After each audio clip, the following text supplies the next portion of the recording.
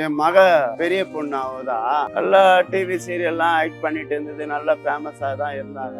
ஞாயிற்றுக்கிழமை அதனுடைய மகளுக்கு வந்து புட்டு சுத்துற மாதிரி ஒரு ஃபங்க்ஷனு 4 நாளைக்கு இன்னையில இருந்து 4 மறுநாளுக்கு இவ்வளவு பெரிய ஃபங்க்ஷனை இனாகிரேஷன் பண்ண வேண்டிய பொண்ணு இந்த மாதிரியான ஒரு விபரீதமான ஒரு முடிவு எடுத்திருக்கு.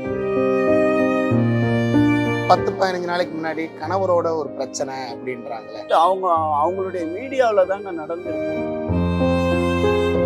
அது நடிக்கிற சினி ஃபீல்டுல, அது நடிக்கிற அந்த சீரியல்ல ஏதோ இன்சிடென்ட் நடந்திருக்கு. ஆனா அது வெளியே வரணும்னா அது கடவுளா தான் பார்த்து வெளியே கொண்டு வரணும். இல்ல அவங்க சமீப காலமா ஷூட்டிங் ஸ்பாட்லயே வந்து மொபைல் எடுத்தான்னா பேசிக்கிட்டே தான் இருப்பாங்க. பேசிக்கிட்டு இருப்பாங்க. என்ன பேசிட்டு இருப்பாங்களா சண்டை? இல்ல ஏதோ ஒரு டிஸ்கஷன் ஆர்குமெண்ட் அந்த மாதிரி தான் பேசிக்கிட்டு இருப்பாங்க. நான் கேட்பேன் என்னாச்சுன்னு. இந்த சீரியல் எப்படி என் பையன் வந்து ஒரு பொண்ணை லவ் பண்ணி கல்யாணம் பண்றானோ அதே மாதிரி வீட்லயும் ஒரு லவ் பிரச்சனை இருக்கு.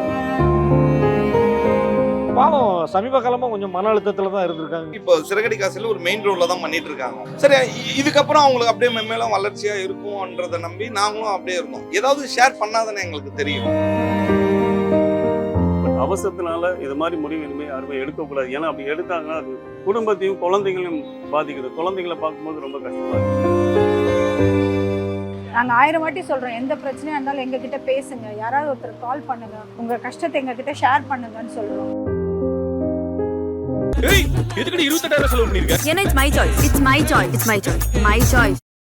என் மக பெரிய பொண்ணு அவதா. ஆனா என்னுடைய மாப்பிள்ளைக்கு அண்ணன் ஒய்ஃப். ஓ சரி சரி. அண்ணன் ஒய்ஃப். எனக்கு மக முறைதான், எனக்கு மக தான். நல்லா டிவி சீரியல்லாம் ஆக்ட் பண்ணிட்டு இருந்தது, நல்லா ஃபேமஸா தான் இருந்தாங்க. குடும்பத்துல என்ன பிரச்சனைன்னு தெரியல, ஏதோ சூசைட் பண்ணினான்றாங்க. அதுதான் எனக்கு ஒன்றும் புரியல. அந்த மாதிரி பொண்ணு கிடையாது, ரொம்ப ரொம்ப பவர்ஃபுல்லான பொண்ணு. எதா இருந்தாலும் ஃபேஸ் பண்ணக்கூடிய இது. நல்ல ஒரு தெய்வ பக்தி, முருக பக்தி அதிகம்.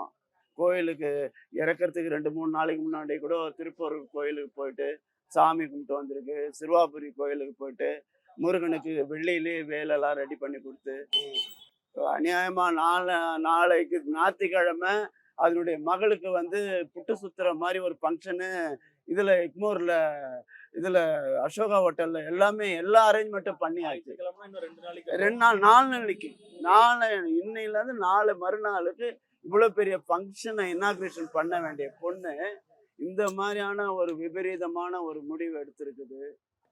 என்ன தெரியல, என்னன்னு தெரியல. குடும்ப தகராறுன்றாங்க. ஏன்னா இப்ப இருக்கிற ஜென்ரேஷன்ல அவ்வளவா அவங்கவுங்களுடைய வேலையை பார்த்துட்டு போறதுனால குடும்பத்துல போயிட்டு அதிகமா இன்வால்மெண்ட் ஆவறது இல்லை. அதுதான் இப்ப பிரச்சனை. இப்போ நான் இருக்கேன்னா, இப்போ என் பொண்ணு வந்து வெளிநாட்டுல இருக்கு. இப்போ நான் வெளிநாட்டுக்கு போக முடியாது. ஏன்னா நான் வந்து சாதாரண ஒரு ஆட்டோ டிரைவர். எனக்கு பாஸ்போர்ட் கிடையாது, ஒன்றும் கிடையாது. ஏன்னா அங்க என்ன நடக்குதுன்றது நமக்கு தெரியாது. அவங்களா போன் பண்ணி சொன்னாதான் நமக்கு தெரியும். 4 நாளைக்கு இவ்வளவு பெரிய ஃபங்க்ஷன் வச்சிருக்காங்க. நல்லா செலிப்ரேட் பண்ணணும்னு நினைச்சிருக்காங்க. அதுக்குள்ள இந்த மாதிரியான ஒரு இன்சிடென்ட் தற்கொலை பண்ற அளவுக்கு ஒரு மன அழுத்தத்துக்கு ஆளாயிருக்காங்க. 2வது இது வந்து அது மீடியால தான் ஏற்பட்டிருக்குன்னு நான் நினைக்கிறேன். அவங்க நடிக்கிறாங்கல்ல, அவங்களுடைய சினி ஃபீல்டுல தான் நடந்திருக்கு. ஆனா பட் அவங்க குடும்பத்துல அந்த மாதிரியான ஒரு இன்சிடென்ட் நடந்திருக்க வாய்ப்பு இல்ல. என்னன்னா ஒரு கரெக்டா ஒரு 10-15 நாளைக்கு முன்னாடி கணவரோட ஒரு பிரச்சனை அப்படின்றாங்களே, அது சண்டை சச்சரவு இருக்கதாங்க செய்யும். குடும்பம்னா நானும் இப்போ டெய்லி சண்டை தான் போட்டுக்கோம். அதுக்குன்னு என்ன பண்ண முடியும்? அந்த ஒரு நிமிஷம், அதுக்கப்புறம் நம்ம இயல்பான வாழ்க்கைக்கு வந்துருவாங்களே தவிர இந்த மாதிரி அட்டன் பண்ற அளவுக்கு ஒன்றும். பசங்கள்லாம் தங்கமான பிள்ளைங்க. பையன் ஒருத்தர் இருக்கான், அவனுக்கு 20 வயசு இருக்கும். அந்த பொண்ணுக்கு 4 நாளைக்கு சடங்கு பண்ணணும்னு வச்சிருக்கோம் பாத்தீங்களா, அந்த குழந்தைக்கு 13 வயசு தான் ஆகுது. எவ்வளவு வேதனையா இருக்கு. எப்பவும் பார்த்த ஒரு மகளை இழந்த ரொம்ப தாங்க முடியல. ரொம்ப ஃபீலியா இருக்கு. எப்படிதான் அவங்க எப்படிதான் இனிமே இதுக்கப்புறம் எப்படிதான் ஃபேஸ் பண்ண போறாங்கன்னு தெரியல. எப்ப நடந்துச்சு இது கரெக்டா? அது சரியா தெரியல. சரியா, அதுதான் நான் சொல்றேன், டச் இல்ல. எனக்கு மக உறவு தானே தவிர அவ்வளோ டச் இல்லை. என் பையன் கல்யாணத்துக்கு வந்தாங்க, வேலூர்ல கல்யாணம் இருந்தது, அப்போ வந்தாங்க. அதுக்கப்புறம் பொண்ணை நான் இப்போதான் நான் பார்க்குறேன்.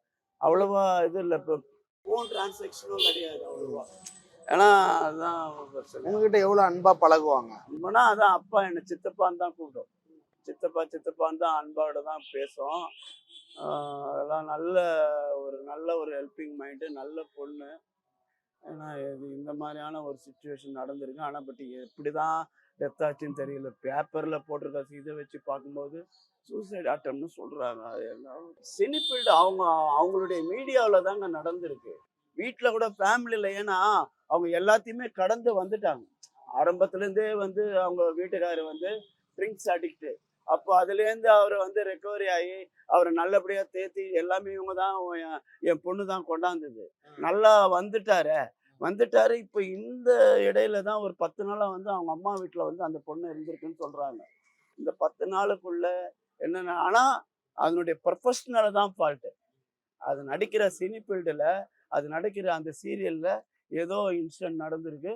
ஆனால் அது வெளியே வரணும்னா அது கடவுளாக தான் பார்த்து வெளியே கொண்டு வரணும். ஹஸ்பண்டு அது கூட விட்டுட்டாரு.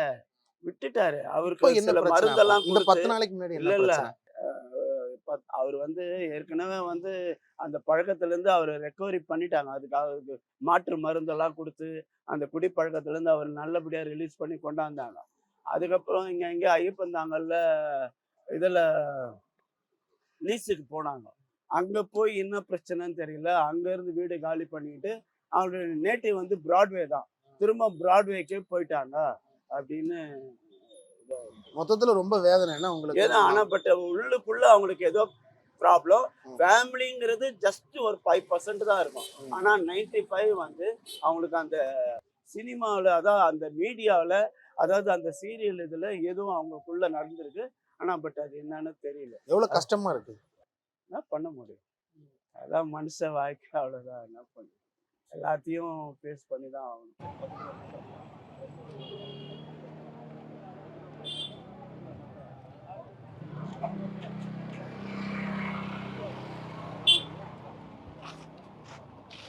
ராஜி டெத்தில் இருக்கிறோம். சின்னத்திரை நடிகர் சங்க உறுப்பினரும் எங்களோட சிறகடிக்க ஆசை சீரியலில் அருணோட அம்மாவா நடிக்கிறவங்களும் என்னோட நண்பர்னு சொல்லிக்கலாம். கிட்டத்தட்ட ஒரு 7-8 வருஷம் நல்ல பழக்கம். நான் ஒரு வெப் சீரிஸ் நடிக்கும்போது என் கூட நடித்தாங்க. அதுக்கு பிறகு சிறகடிக்க ஆசை நடித்தாங்க. நிறைய ரீல்ஸ் என் கூட பண்ணியிருக்காங்க. நிறைய ஓன் வாய்ஸ் கண்டென்ட்லாம் பண்ணியிருக்காங்க. ரொம்ப தங்கமான ஒரு பிள்ளை. எப்படின்னா பார்க்க தான் உருவம் தான் அப்படி இருக்குமே தவிர ரொம்ப சின்ன வயசு, ஒரு 39-40 வயசுக்குள்ளே தான் இருப்பாங்க. அவங்களே என்கிட்ட சொல்லியிருக்காங்க, ரொம்ப சின்ன வயசுலேயே கல்யாணம் பண்ணிட்டேன், சின்ன வயசுலேயே குழந்தை பெற்றுட்டேன், அதனால் மெச்சூரிட்டியாக இருக்குது அப்படிங்கிறப்ப நான் நிறைய தடவை சொல்லியிருக்கிறேன். ஏம்மா எனக்கு ஜோடியாக நடிச்சிங்க, இப்போ வந்து ஒரு அம்மா கேரக்டரில் நடிக்கிறே கஷ்டமா இல்லையா அப்படின்னு கேட்பேன். ஏப்பா நாங்கள் லேடிஸ் எல்லாம் அப்படி தான்ப்பா அப்படின்னு சொல்லுவாங்க. எல்லா இடத்துலையும் எங்கே பார்த்தாலும் நல்லா அன்பாக பேசுகிறவங்க. அவங்கள பிடிக்காதவங்கன்னு யாருமே இருக்க மாட்டாங்க. ஏன்னா எல்லாருக்கிட்டையும் இப்போ இந்த சிறகடிக்க ஆசை சீரியலுக்கு பிறகு வந்து அவங்களுக்கு நிறைய படங்கள் நிறைய வாய்ப்புகள் வந்துட்டு. இப்போ யூனியன் எலெக்ஷனில் வரும்போது கூட நான் கேட்டேன் எப்படி போயிட்டுருக்கு அப்படின்னு சொல்லும்போது நிறைய வாய்ப்புகள் இப்போ தான் படங்கள்லாம் வந்துட்டுருக்கு அப்படின்னு.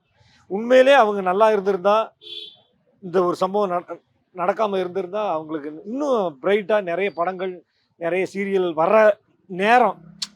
சார் நேச்சுரல் டெத்தாக இருந்தால் பரவாயில்ல, சூசைட் பண்ணுற அளவுக்கு ஒரு மன அழுத்தம் இல்லை. அவங்க சமீப காலமாக ஷூட்டிங் ஸ்பாட்லேயே வந்து மொபைல் எடுத்தாங்கன்னா பேசிக்கிட்டே தான் இருப்பாங்க. பேசிக்கிட்டு இருப்பாங்க. என்ன பேசிக்கிட்டு இருப்பாங்களா? சண்டை இல்லை, ஏதோ ஒரு டிஸ்கஷன் ஆர்குமெண்ட் அந்த மாதிரி தான் பேசிக்கிட்டு இருப்பாங்க. நான் கேட்பேன் என்னாச்சுன்னு. இந்த சீரியல் எப்படி என் பையன் வந்து ஒரு பொண்ணை லவ் பண்ணி கல்யாணம் பண்ணுறானோ அதே மாதிரி வீட்லேயும் ஒரு லவ் பிரச்சனை இருக்குது.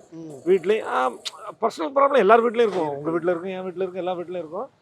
ஆனால் வந்து அவங்களுக்கு பாவம் சமீப காலமாக கொஞ்சம் மன அழுத்தத்தில் தான் இருந்திருக்காங்கிறது தெரியுது. அவங்களை வெளியே விசாரிச்சப்போ ரொம்ப ஸ்ட்ராங்கான ஆளுங்கிற. இல்லை, அதாவது ஒரு விஷயம் நல்லா கேளுங்க. சூசைட் பண்ணிக்கிற யாருமே வந்து சாதாரண ஆளாக இருக்க மாட்டாங்க. எல்லாருமே மன வலிமையும் உடல் ஆரோக்கியமும் திடகாத்திரமாக உள்ளவங்க தான். நிறைய பேர் சின்ன திரையில் பல நடிகர்கள் இது வந்து ஃபர்ஸ்ட்டு கிடையாது. சின்ன திரையில் பல சாய் பிரசாந்த்லேருந்து பல சித்ராவை விட ஒரு வந்து போல்டான லேடியை பார்க்க முடியும். அவங்கெல்லாம் இங்கேருந்து சென்னையிலேருந்து பெங்களூர் கார் ஓட்டிகிட்டு போகிறவங்க, அந்த அளவுக்கு ஸ்ட்ராங்கானவங்க. அவங்க சூசைட் பண்ணிக்கல. சில்க் சுமிதா சூசைட், அது சினிமாவானாலும் சீரியலானாலும், அதாவது கலைஞர்களோட மனசு வந்து ரொம்ப பூ போன்றது. அவங்க சென்சிட்டிவானவங்க. திடீர்னு ஏதோ ஒரு பிரச்சனைனா அவங்களுக்கு வெறுத்துருவாங்க. அவங்க வந்து என்னதான் அவங்க வந்து மிடுக்காது எவ்வளோ இது பண்ணாலும் அவங்களுக்கு அது அப்படி தான் நிறைய பேர் இறந்துருக்காங்க. என்னை பொறுத்தவரையும் உறுப்பினராக இருந்தாங்க, கூட நடித்தவங்க, இப்போ போன ஷெட்யூல் வரைக்கும் நான் அவங்கள்ட்ட பார்த்துருக்கேன், பேசியிருக்கேங்கும் போது அது எனக்கு கொஞ்சம் கஷ்டமாக இருக்குது. ஃபேமிலி இஷ்யூஸ் இருக்க தான் ஆமா, ஒரு பசங்க ஹஸ்பண்ட் இருக்காங்க, சதீஷ்னு ஒரு ஹஸ்பண்டு, ஒரு பையன் இருக்காப்புல, காலேஜ் முடிச்சிருக்காருன்னு நினைக்கிறேன். அப்புறம் பொண்ணு வந்து 9ஆம் கிளாஸ் படிக்குது. அது ரொம்ப கஷ்டம். அதாவது ஒரு பொண்ணை கல்யாணம் பண்ணி கொடுத்து பையன் வேலைக்கு போய் செட்டில் ஆகி பேரம் பேத்தி எடுத்து ஒருத்தர் இறந்து போயிட்டாங்கன்னா, ஒரு 60 வயசுக்கு மேலே ஒருத்தர் இறந்துட்டாங்கன்னா கவலைப்பட மாட்டோம். ஏதோ ஒன்று. இப்போ தான் அந்த அம்மாவுக்கு வந்து வாழ்க்கை வந்து ஸ்டார்ட் ஆகி போகிற பையன், ஒரு அழகான ஒரு பையன், ஒரு அழகான ஒரு பொண்ணு, அந்த பிள்ளைகளோட வாழ்க்கையை பார்க்க முடியாமல் அந்த மாதிரி போகிறதுங்கிறது ரொம்ப கஷ்டமான ஒரு விஷயம் தான். அதே மாதிரி பொண்ணுக்கு ஏதோ ஃபங்க்ஷன் வச்சிருக்காங்க 2 days. ஆமாம் ஆமாம் ஆமாம் ஆமாம் ஆமாம் அது எல்லாமே வந்து இந்த வாரங்களில் நடக்கிற மாதிரி. ஆமாம், அதுக்கு இன்வைட்லாம் பண்ணியிருந்தாங்க. அதுக்கு சொல்லலை. அதுக்கு சொல்லிட்டு வர்ற நேரம் அதுக்குள்ளே தான் இந்த மாதிரி ப்ராப்ளங்கள் ஓடிக்கிட்டு இருக்கேன். மனச்சிக்கல் பிரச்சனைகள் அந்த மாதிரி ஓடிக்கிட்டு இருக்கு. இல்லை சார், நான் காலையில் 9 மணிக்கு எனக்கு எங்கள் யூனியன்லேருந்து விஜின்னு ஒரு அம்மா வந்து ஃபோட்டோ அனுப்புகிறாங்க. ஃபோட்டோ அனுப்பி காலைல நான் ஒரு அப்போ தான் எந்திரிச்சு ஆர்ஐபி ராஜின்னு போட்டவன் பக்குன்னு ஆகி போச்சு. சும்மா ஏதோ சில நேரம் சும்மாலாம் அந்த மாதிரிலாம் ஆர்டிஸ்ட் இறந்துட்டாங்க, இவருக்கு இப்படி ஒரு நிலைமையா, இந்த நடிகை இப்படி போயிட்டு அப்படிங்கிற மாதிரிலாம் வரும். அதனால் நான் அதை பெருசாக ரியாக்ட் பண்ணல. இருந்தாலும் இதாக இருந்துச்சு. நான் கேட்டேன் விஜிட்ட, இது உண்மையா அப்படின்னப்போ, இல்லை ஃப்ரெண்டு அனுப்பிச்சாங்க அப்படின்னப்போ அது கொஞ்சம் கஷ்டமாக தான் இருந்துச்சு. ஆனால் ஒரு 12 மணிக்கு மேலே தான் நானே அது கன்ஃபார்ம் பண்ணிக்கிட்டேன். அது பிறகு செய்திகள்லாம் வர ஆரம்பித்தோடனே பண்ணிட்டேன். சரி, ஒரு 5 மணிக்கு வந்தேன். ஒரு 1 hour வெயிட் பண்ணிட்டு தான் பார்த்துட்டு போனேன். ஏன்னா இனிமேல் எங்கே பார்க்க போகிறோம் அப்படி. நல்ல நண்பர், அதாவது பழக்க வழக்கத்துக்கு ஃப்ரெண்ட்ஷிப்புக்கும் சரி சகோதரத்துக்கும் சரி அவங்க வந்து ஒரு நல்ல கேரக்டர். அவங்களோட மரணம் வந்து உண்மையிலே ஒரு கஷ்டமான விஷயம். அது எந்த விஷயத்தை அவாய்ட் பண்ணியிருந்தா அந்த மாதிரி எந்த விஷயம், அதாவது நான் நடிகைகள், சின்னத்திரை நடிகர்கள் எல்லாருக்கும் சொல்கிற ஒரே ஒரு விஷயம், எவ்வளோ பிரச்சனையாக இருந்தாலும் பிரச்சனை இல்லாதவங்க யாருமே கிடையாது. எனக்கு இருக்கும், எல்லா நடிகர்களுக்கும், பெரிய நடிகர்களானாலும் சின்ன நடிகர்களானாலும் மிடில் நடிகர்களானாலும் பிரச்சனை இருக்கும். அதை வந்து நம்ம பேசி தீர்த்து அதை கொஞ்சம் ஃப்ரீயாக விட்டுருந்தோன்னா அது சரியாயிரும். தற்கொலைங்கிறதே ஒரு நிமிஷம் முடிவு தானே. அது கொஞ்சம் அவசரப்பட்டுட்டாங்க அப்படிங்கிறது. இனிமேல் தயவு செய்து எல்லாத்தையும் கெஞ்சி கேட்குற இது சின்னத்திரை நடிகர்கள்கிட்ட எவ்வளோ பிரச்சனையாக இருந்தாலும் யூனியன்லேயோ இல்லை உங்களுக்கு சம்மந்தப்பட்ட யார்ட்டையோ ஒரு 4-5 பேர்கிட்ட கலந்து டிஸ்கஷன் பண்ணிக்கிட்டு அது பிறகு பண்ணுங்க. ஆனால் லாஸ்ட்டாக தொடர்ந்து இந்த சின்னத்திரை நடிகைகள், இப்போ சித்ராவாக இருக்கட்டும், ரீசெண்டாக இன்னொருத்தாங்க அப்படிங்கிறப்ப இந்த சூசைடு அப்படிங்கிறப்ப நேச்சுரல் டெத் பிரச்சனை இல்லை, சூசைடு அந்த அளவுக்கு இண்டஸ்ட்ரியிலேயே பிரச்சனை எதுவும் இருக்கான்னு கேட்குறேன். இல்லை, அவங்க இறந்ததுக்கும் இண்டஸ்ட்ரிக்கு எந்த சம்மந்தம் இல்லை. வேலை வாய்ப்பு இல்லாததுனாலையோ இல்லை கம்பெனியில் பணம் வராதனாலேயோ எல்லாம் அவங்க இல்லை. அவங்களது வந்து பர்சனல் ப்ராப்ளத்துக்காக தான். அது பர்சனல் ப்ராப்ளம் என்னன்னு கூட நமக்கு தெரியாது. அதெல்லாம் அவங்களோட சொந்த விஷயம். ஆனால் அவங்க வேலை வாய்ப்பு இல்லாமல், வசதி இல்லாமல், காசு இல்லாதனாலேயோ அந்த விஷயம் இருக்காது. இல்லை, மேக்சிமம் வந்து அவங்க பர்சனல் ப்ராப்ளம் தான். மற்றபடி ஆமாம், பர்சனல் குடும்ப பிரச்சனை காரணம் அது அவங்களோட பிரச்சனை. அதுக்கு நம்ம கருத்தே சொல்லலாம். எங்களுடைய சின்னத்திரை நடிகர் சங்க உறுப்பினரும் நடிகருமான ராஜேஸ்வரி அவங்க இப்படி ஒரு முடிவை எடுத்தது எல்லாருக்குமே ஒரு பேர் அதிர்ச்சி தான். இன்னைக்கு காலையில் தான் அந்த நியூஸ் எங்களுக்கு தெரிய வந்தது. இது என்னதான் பிரச்சனையாக இருந்தாலும் ஃபேஸ் பண்ணணும். அதுவும் இப்போ ரீசெண்ட் டைம்லலாம் அவங்க நிறைய சிறகடி காசு அந்த மாதிரி ப்ராஜெக்ட்லாம் ரொம்ப கஷ்டப்பட்டு அவங்க இப்போ தான் ரீசெண்டாக நிறைய பிஸியாக ஆக ஆரம்பித்தாங்க. பாக்கியலட்சுமி இந்த தொடர்கள்லாம் நிறைய நடிச்சிட்டு இருந்தாங்க. ஸோ இந்த டைமில் இப்படி ஒரு முடிவு எடுத்ததுன்றது எல்லாருக்குமே ரொம்ப ஒரு மன வேதனையை கொடுக்குது. இன்னும் 2 நாளில் ஞாயிற்றுக்கிழமை அவங்க பொண்ணுக்கு சடங்கு நிகழ்ச்சிலாம் வச்சுருக்காங்க. அந்த நிகழ்ச்சி கூட பார்க்காம நல்லா போல்டானவங்க, எல்லாமே தைரியமாக பேசக்கூடியவங்க தான். இப்படி போல்டாக இருக்கவங்க, தைரியமாக இருக்கக்கூடியவங்க இப்படி ஒரு முடிவு எடுக்கிறது அப்படிங்கிறது ஏற்றுக்க முடியல. எல்லா பிரச்சனைக்குமே வந்து டெஃபினட்டாக சொல்யூஷன் இருக்குது. ஆனால் இது அவசரத்தில் ஏதோ இப்படி எடுக்கிறது, குழந்தைங்க, சின்ன சின்ன குழந்தைங்க, அவங்கள பார்க்கும்போது ரொம்ப கஷ்டமாக இருக்குது. ஆனால் இப்போ தான் புதுசாக பதவி ஏற்றிருக்கீங்க. இப்போ சின்னத்திரை நடிகருங்கிறப்ப தொடர்ச்சியாக ஒரு வாய்ப்பு கிடைக்காமலோ, இப்போ தொடர்ந்து இது பண்ண முடியல, ஒரு பெரிய சினிமாவில் ஜெயிக்க முடியல அப்படிங்கிற ஒரு டிப்ரெஷனே இருக்குது. அதுக்குன்னு தனியாக ஏதாவது கவுன்சிலிங் மாதிரி அந்த மாதிரி ஏதாவது பண்ணிருக்கீங்களா? அந்த மாதிரி இருக்குது. நம்ம வந்து வந்த உடனே நம்ம அனௌன்ஸ் பண்ணோம், கவுன்சிலிங்லாம் இருக்குது. ஏன்னா அது நிறைய பேர் பயன்படுத்திக்கணும்.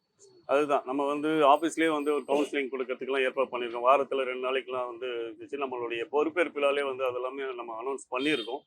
பட் அது அந்த ஸ்ட்ரெஸ்ஸில், அந்த அவசரத்தினால எடுக்கிற அந்த முடிவாக தான் இருக்குமே தவிர, இது இன்னொன்று வேலை வாய்ப்பு அப்படிங்கிறது. இப்போ நீங்கள் ஒரு விஷயம் கேட்டீங்க, இது வந்து 2015 மொழி மாற்று தொடர்கள் டப்பிங் சீரியலுக்கு உள்ளே வரும்போது நிறைய அந்த மாதிரி விஷயங்கள் நடந்தது. அதுக்கப்புறம் அப்போ நடந்த ஒரு போராட்டத்துக்கு பின்ன அது கொஞ்சம் கொஞ்சமாக அது படிப்படியாக குறைஞ்சது. இன்றைக்கி இருக்கக்கூடிய பிரச்சனை என்னென்னா, அதையெல்லாம் தாண்டி மொழி மாற்று தொடர்கள் டப்பிங் அதெல்லாம் தாண்டி இப்போ என்னென்னா, வேற்று மொழியிலேருந்து வேற்று மாநிலத்தில் நம்ம வர வேணான்னு சொல்ல, பட் அங்கேருந்து இங்கே தமிழ் தெரிந்த தமிழ்நாட்டில் இருக்கக்கூடிய இதே நம்பி இருக்கக்கூடிய கலைஞர்கள் மத்தியில் அவங்களுக்கு வேலை இல்லாமல் வெளியில இருந்து வரவங்களுக்கு நம்ம வர வேணாம்னு சொல்லலை, ஆனால் பெர்சன்டேஜ் வந்து இங்கே இருக்கவங்களுக்கு ஒரு முக்கியத்துவம் கொடுக்கணும் அப்படிங்கிறது தான். பட் இது அது வேலை இல்லைனாலே எல்லாருக்குமே வந்து அது ஒரு பெரிய ஒரு ஸ்ட்ரெஸ்ஸே அதுதான். இவங்களுக்கு வேலை இல்லைங்கிறதோட இப்போ பெரிய குடும்ப பிரச்சனைகள் அப்படிங்கிறதா இருக்கு. இவங்கள அதுதான். மாதிரி சின்ன திரை நடிகர்கள் தற்கொலைக்கு இதாகிறதுக்கு நீங்களும் ஒரு பொறுப்பு தானே, அது ஆகக்கூடாது அப்படிங்கிறதுக்கு இருக்கணும்ல, அந்த மாதிரி ஏதாவது? அதுதான் இப்போ வேலை இவங்க பிரச்சனை இவங்க பொறுத்த வரைக்கும் என்னன்னா குடும்ப பிரச்சனை தான் காரணம் சொல்றாங்க. பட் எந்த அளவுக்கு உண்மை நமக்கு தெரியல. கேள்விப்பட்ட வரைக்கும் அதுதான் சொல்றாங்க. பட் அவங்களும் வந்து ஸ்ட்ரகிள் பண்ணவங்க. இப்போதான் வந்து நிறைய ப்ராஜெக்ட்ஸ்ல கொஞ்சம் கொஞ்சமாக கமிட் ஆகி இப்போதான் கொஞ்சம் பிஸியாக ஆரம்பிச்சிருக்காங்க. ஸோ இந்த சூழல் இப்போ வந்து அவங்க உண்மையாவே கரெக்டா ரொம்ப பிஸியா தான் போயிட்டு இருக்காங்க சிறகடி காசு. அவங்களுக்கு என்ன பிரச்சனைன்றது சக நடிகர்கள் கிட்டயோ இல்ல சக நண்பர்கள் கிட்ட நண்பிகள் கிட்ட ஷேர் பண்ணியிருந்தாங்கன்னா ஏதாவது இதெல்லாம் தவிர்க்க முடியும். ஸோ இது வந்து நம்ம கையில எதுவுமே கிடையாது. எல்லாமே வந்து அவங்க எடுக்கிற அந்த ஒரு ஃபிராக்ஷன் ஆஃப் செகண்ட்ல அந்த முடிவு எடுத்துடுறாங்க. எங்க கூட எல்லாம் நடிக்கும் போதெல்லாம் நல்லா ஜாலியா ரீல்ஸ் எல்லாம் பண்ணிட்டு எல்லாமே அது எதுவுமே ஃபேமிலி இஷ்யூஸ் எல்லாம் எதுவுமே இல்லாம இப்ப ரீசெண்டா கூட அவங்க துபாய்க்கு போயிட்டு வந்த மாதிரி சொல்லியிருந்தாங்க. அதனாலதான் நான் கொஞ்சம் பிரேக் எடுத்துக்கிட்டேன்ற மாதிரி சொன்னாங்க. ஸோ சரி எல்லாமே ஓகே ஈஸியா போயிட்டு இருக்கு. இப்போ சிறகடி காசுல ஒரு மெயின் ரோல்ல தான் பண்ணிட்டு இருக்காங்க. சரி இதுக்கப்புறம் அவங்களுக்கு அப்படியே மென்மேலும் வளர்ச்சியா இருக்கும்ன்றத நம்பி நாங்களும் அப்படியே இருந்தோம். ஏதாவது ஷேர் பண்ணாதானே எங்களுக்கு தெரியும். அதுதான் மெயின் ரீசன். எல்லாருமே ஷூட்டிங் ஸ்பாட்ல எல்லாம் நல்லா தான் பழகிட்டு ஆமா அப்படி இருக்கும்போது ஒருத்தருக்கு ஒருத்தர் வந்து இப்போ ரீல்ஸ் பண்ணுறாங்க. அதெல்லாம் பண்ணும்போது அந்த பர்சனல் விஷயத்தையும் சில பேர் ஷேர் பண்ணிக்கிட்டா அந்த ஃப்ரெண்ட்ஷிப்பில் ஷேர் பண்ணிவிட்டு அவங்களுக்கு இருக்கக்கூடிய அந்த கஷ்டங்களும் இப்போ என்ன ரீசன்ட்டு பெருசாக தெரிய மாட்டேங்குது. ஸோ அதெல்லாம் கொஞ்சம் ஃப்ரீ அவங்க ஷேர் பண்ணிக்கிட்டா ஈஸியாக இருக்கும். அண்டு நடிகர் சங்கத்தை பொறுத்த வரைக்கும் கவுன்சிலிங் கொடுக்குறது நடிகர் சங்கம் ரெடியாக இருக்கும். அதில் எந்த மாற்று கருத்தும் கிடையாது. பட் அவசரத்தினால இது மாதிரி முடிவு இனிமேல் யாருமே எடுக்கக்கூடாது. ஏன்னா அப்படி எடுத்தாங்கன்னா அது குடும்பத்தையும் குழந்தைகளையும் பாதிக்குது. குழந்தைகளை பார்க்கும்போது ரொம்ப கஷ்டமாக இருக்குது. அவங்களோட படிப்பு அடுத்த கட்டம் அவங்க என்ன பண்ணுவாங்க. ஏன்னா அவங்கள பொறுத்த வரைக்கும் அவங்க மட்டும்தான் வருமானம் வீட்டில் அப்படின்ற மாதிரி கேள்விப்பட்டிருக்கும் போது அது பசங்களோட படிப்பு. ஸோ இதெல்லாம் கவனத்தில் வச்சுக்கிட்டு இனிமேல் யாருக்கு என்ன ஸ்ட்ரெஸ்ஸாக இருந்தாலும் ஒன்று நடிகர் சங்கத்தில் நம்ம உமன்ஸ் விங்குன்னு வந்து நம்ம ஒரு டீம் வச்சுருக்கோம். அவங்கக்கிட்டே வந்து ஷேர் பண்ணி என்ன பிரச்சனைனாலும் கவுன்சிலிங் கொடுக்க சின்னத்திரை நடிகர் சங்கம் எப்போவுமே ரெடியாக இருக்குது. அது இந்த நேரத்தில் நான் தெரிவிச்சுக்கிறேன். என்னை பொறுத்த வரைக்கும் ராஜி மேம் வந்து ரொம்ப அவசரப்பட்டுட்டாங்களோ அப்படின்னு தோணுது. அவங்க அந்த முடிவு எடுக்கிறதுக்கு முன்னாடி எவ்வளோ ஒரு பிரச்சனையாக இருந்தாலுமே அந்த பிரச்சனையை ஒன்று சக நடிகைகள்கிட்ட ஷேர் பண்ணியிருக்கலாம். இப்போ நமக்கு ஒரு ஸ்ட்ரெஸ் இருக்குது அப்படின்னா நமக்கு கொஞ்சம் அண்டர்ஸ்டாண்டிங்காக இருக்க நமக்கு சப்போர்ட் பண்ணுற ஒருத்தர்கிட்ட அதை வெளிப்படுத்தி அதுக்கான தீர்வு என்ன அப்படிங்கிறத அவங்க தெரிஞ்சிருக்கலாம். அது ஏன் இப்படி பண்ணாங்கன்னு நினைக்கும் போது ரொம்ப கஷ்டமாக இருக்குது. ஏன்னா அவங்க பெண் குழந்தை 9th ஸ்டாண்டர்ட் தான் படிக்கிறா. பையன் இப்போ தான் EEE முடிச்சிருக்கேன்னு சொல்கிறாங்க. ஸோ அந்த குழந்தைங்கள நினச்சாவது அவங்க கொஞ்சம் யோசிச்சிருக்கலான்னு தோணுது. வீட்டில் என்ன வேணால் பிரச்சனை இருக்கட்டும், எவ்வளோ வேணால் இருக்கட்டும், அதை வந்து யார்கிட்டயாவது ஷேர் பண்ணியிருக்கலாம். இல்லை எங்ககிட்ட சங்கம்னு ஒன்று இருக்குது. நாங்கள் 1000 வாட்டி சொல்கிறோம், எந்த பிரச்சனையாக இருந்தாலும் எங்ககிட்ட பேசுங்க, யாராவது ஒருத்தர் கால் பண்ணுங்கள், உங்கள் கஷ்டத்தை எங்ககிட்ட ஷேர் பண்ணுங்கன்னு சொல்கிறோம். ஆனால் அது யாருமே ஃபோன் பண்ண மாட்டேங்கிறாங்க. அவங்களோட ஸ்ட்ரெஸ் எங்ககிட்ட சொன்ன ஓரளவுக்கு ஓகே, வேலை இல்லை ஸ்ட்ரெஸ் அப்படின்னா கூட பரவாயில்ல. இப்போ அவங்க கொஞ்சம் பிஸியாக இருக்காங்க. ப்ளஸ் கொஞ்சம் மூவிஸ் கூட போயிட்டு வந்ததாக சொன்னாங்க. அப்படி இருக்கும்போது அவங்க குடும்ப பிரச்சனையை தலையில் எடுத்துக்கிட்டு இது பண்ணது எங்களுக்கு ரொம்ப அழுத்தமாக இருக்குது. ஏன்னா எல்லாருக்குமே ஒரு பிரச்சனை இருக்கும். லேடிஸை பொறுத்த வரைக்கும் நிறைய ப்ராப்ளம்ஸ் வீட்லேயும் இருக்கலாம், வெளியிலே இருக்கலாம், எல்லாத்துலேயும் ப்ராப்ளம் இருக்கலாம். ஆனால் அந்த ப்ராப்ளமை ஓவர் கம் பண்ணி வர்றதான் ஒவ்வொரு பெண்களோட வேலையாகவும் இருக்குது. பெண்கள்னால் அது என்னதான் நம்ம வெளியே ஒர்க் பண்ணிட்டு உள்ளே வந்தாலும் வீட்டில் ஒரு பிரச்சனை இருந்தாலும் வீட்டில் இருக்கவங்களும் கொஞ்சம் அண்டர்ஸ்டாண்டிங்காக இருந்து அவங்களுக்கு சப்போர்ட்டிவாக இருந்தாங்கன்னா கொஞ்சம் நல்லாயிருக்கும். ஏன்னா இப்போது வெளியில் நம்ம நடிக்கிறோம், அங்கே எவ்வளோ ஸ்ட்ரெஸ் இருக்குன்னு தெரியாது. ஓகே, அங்கேயும் நல்லபடியாக நடிச்சாங்கன்னா அவங்க கலகலன்னு தான் செட்டில் இருக்காங்க, ரீல்ஸ் பண்ணுறாங்க, அது எல்லாமே ஜாலியாக தான் இருக்குது. அவங்க இருக்க இடம் எல்லாமே கலகலன்னு இருக்குன்னு தான் கோ ஆர்டிஸ்ட் எல்லாருமே சொல்கிறாங்க. அப்படி இருக்கும்போது ஏன் இப்படி ஒரு முடிவு எடுத்தாங்கங்கிறது எங்களுக்கு ரொம்ப மன கஷ்டமாக இருக்குது. இனிமேல் தயவு செஞ்சு நான் மெம்பர்ஸ் கிட்ட இல்லை, யாராக இருந்தாலும் இந்த மாதிரி ஒரு முடிவு எடுக்க முன்னாடி குடும்பத்தில் மற்றவங்கள விட்டுருங்க. நம்ம குழந்தைங்கள நம்ம யோசிச்சு பார்க்கணும். அவங்க நம்ம இல்லாமல் என்ன பண்ணுவாங்க அப்படிங்கிறத கொஞ்சம் நினச்சி பாருங்கள். இந்த முடிவு மட்டும் தயவு செஞ்சு எடுக்காதீங்க. யாராக இருந்தாலும் சரி, அது ஆம்பளைங்களாக இருந்தாலும் சரி, பொம்பளைங்களாக இருந்தாலும் சரி, தயவு செஞ்சு இந்த முடிவு எடுக்காதீங்க. இந்த சின்னத்திரை நடிகைகள் மத்தியில் நடிகைகளுக்கு தான் அதிகமாக பாதிப்படைகிறாங்க. நம்ம ரீசெண்டாக நீங்களே பார்த்துருப்பீங்க இந்த மாதிரி தற்கொலை அப்படிங்கிறது. அது என்ன காரணம்? இல்லைங்க, அது ஒவ்வொருத்தர் எதுவும் இண்டஸ்ட்ரியில் எதுவும் பிரச்சனை இல்லை இண்டஸ்ட்ரியில் பிரச்சனை இருக்கிறதுக்கு வாய்ப்பு இல்லை. ஏன்னா இண்டஸ்ட்ரியில் ஏதாவது பிரச்சனைனா உடனே சங்கத்தை அணுகுறாங்க. நிறைய பேர் வந்து இண்டஸ்ட்ரியில் ஒரு பிரச்சனை நடக்குது அப்படின்னா எங்களுக்கு இது முடியல இது பண்ணலங்கிறது நிறைய பேர் இப்போ எங்களை அணுகுறாங்க. அதுக்கான தெளிவும் நாங்கள் கொடுக்குறோம். இப்போ ஒரு பிரச்சனைன்னு வரும்போது பிரச்சனை பண்ணுறவங்ககிட்டே நாங்கள் பேசுகிறோம், என்ன சார் என்னாச்சு ஏதாச்சுன்னு கேட்குறோம். ஸோ அந்த மாதிரி வரும்போது அதுக்கான தீர்வுகள் நாங்கள் கொடுக்குறோம். மற்றபடி அவங்களோட பர்சனல் இஷ்யூஸ் என்னங்கிறது எங்களுக்கு தெரியாது இல்லையா. இப்போ இண்டஸ்ட்ரியில் பிரச்சனைனா கண்டிப்பாக எங்ககிட்ட வந்து பேசுகிறாங்க, ஏதோ ஒன்று கேட்குறாங்க, எங்களுக்கு இந்த மாதிரி பிரச்சனை இருக்குது என்ன பண்ணலான்னு கேட்குறாங்க. அதுக்கான தீர்வை நாங்கள் கொடுக்குறோம். எங்களை சின்னத்திரை நடிகர் சங்கத்தை நம்பி நம்மக்கிட்ட ஒரு விஷயம் சொல்கிறாங்கன்னா அதை கண்டிப்பாக அதை எடுத்துகிட்டு போய் என்ன செய்யணுமோ அதுக்கான தீர்வுகளை எங்கள் தலைவர் பரத்தா இருக்கட்டும், இல்லை எங்ககிட்ட வர விஷயங்களை அவர்கிட்ட சொன்னாலும் இருக்கட்டும், அது கண்டிப்பாக அதுக்கான தீர்வு நிச்சயம் கிடைக்கும். இண்டஸ்ட்ரியை பொறுத்த வரைக்கும் அதில் எந்த பிரச்சனையும் இருக்காது. இதெல்லாம் கோர்ட் நம்பணும்ல. சட்டம் பொண்ணுங்க சொன்னா நம்பும்பா.